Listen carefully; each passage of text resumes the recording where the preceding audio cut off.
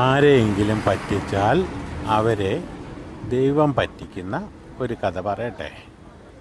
കഥയുടെ പേര് 2 രൂപയും ഒരു പിടി സ്വപ്നങ്ങളും. വേലൻ തൻ്റെ കച്ചവടച്ചരക്കുമായി ഇറങ്ങി. പല പല ദൈവങ്ങളുടെയും സുന്ദര രൂപങ്ങൾ വേലൻ്റെ കളിമൺ പ്രതിമകളിൽ രൂപം കൊള്ളാറുണ്ട്. വൈകുന്നേരങ്ങളിൽ കടൽത്തീരത്തെത്തുന്ന വിദേശികളാണ് അവൻ്റെ ലക്ഷ്യം. ആർക്കെങ്കിലും അതിൽ കൗതുകം തോന്നിയാൽ വേലുവിൻ്റെയും കുടുംബത്തിൻ്റെയും അന്നത്തെ പട്ടിണി മാറും. ഭാര്യയും 2 കുട്ടികളും അടങ്ങിയ കുടുംബം അന്നന്നു കിട്ടുന്ന വരുമാനം കൊണ്ട് അന്നം നേടും. ഇതുവരെ കച്ചവടമൊന്നും നടന്നില്ലല്ലോ.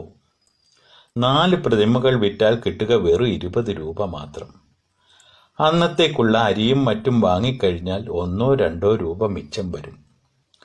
അത് ഭാര്യയെ ഏൽപ്പിക്കാറാണ് പതിവ്. ഈ മിച്ചം വയ്ക്കുന്ന പണം സ്വരൂപിച്ചാണ് കുഞ്ഞുങ്ങളുടെ പഠിപ്പാവശ്യങ്ങൾക്ക് നിറവേറ്റേണ്ടത്. ഒരു ദിവസം പണി മുടങ്ങിയാൽ അന്നത്തെ കാര്യം ആകെ അവതാളത്തിലാകും. ഇങ്ങനെ ഓരോന്ന് ചിന്തിച്ച് വേലൻ നെടുവീർപ്പിട്ടു. ഈ ചിന്തകൾക്കിടയിലാണ് വേലൻ പെട്ടെന്ന് തന്നെ ആ ദുഃഖസത്യം മനസ്സിലാക്കിയത്.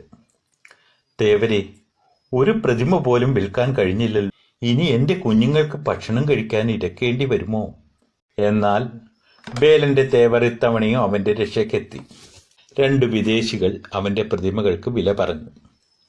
ആ പ്രതിമകൾ അവർക്കേറെ ഇഷ്ടമായെന്ന് അവരുടെ കണ്ണുകളിൽ നിന്ന് ഊഹിക്കുവാൻ കഴിഞ്ഞു. ഇതുതന്നെ തക്കം. ഇരട്ടി വില ചോദിച്ചേക്കാം. ഒത്താൽ പോക്കരിക്കയുടെ കടം വീട്ടണം. എന്തായാലും ചോദിച്ച വിലയ്ക്ക് അവർ പ്രതിമകൾ വാങ്ങി. ഒരുപാട് സന്തോഷത്തോടെ അരിയും സാധനങ്ങളും വാങ്ങിക്കഴിഞ്ഞപ്പോൾ ബാക്കി 22 രൂപ മിച്ചം. അതിൽ നിന്ന് പോക്കരിക്കയുടെ കടവും വീട്ടിക്കഴിഞ്ഞപ്പോൾ മനസ്സിലൊരാശ.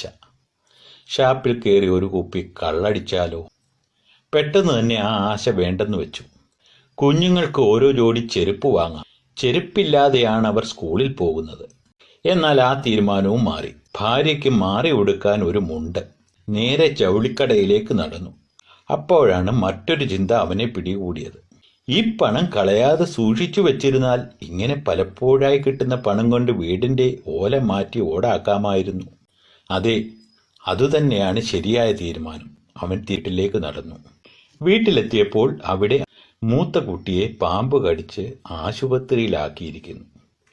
വേലൻ പെട്ടെന്ന് തന്നെ ആശുപത്രിയിലെത്തി. ഭാഗ്യം, സമയത്തെത്തിച്ചതിനാൽ കുട്ടിക്ക് ആപത്തൊന്നും സംഭവിച്ചിട്ടില്ല. മടങ്ങിപ്പോകാൻ നേരം ആശുപത്രി ബില്ലിലെ തുക കണ്ടപ്പോൾ വേലന്റെ ചുണ്ടുകളിൽ വേദനയുടെ നനവൂറുന്ന ഒരു പുഞ്ചിരി. അന്നും ഭാര്യയെ ഏൽപ്പിക്കാൻ മിച്ചം പഴയതുപോലെ 2 രൂപ. വേലു പ്രതിമയ്ക്ക് വില കൂട്ടി വിറ്റപ്പം ദൈവം വേലുവിനെ ശിക്ഷിച്ചു.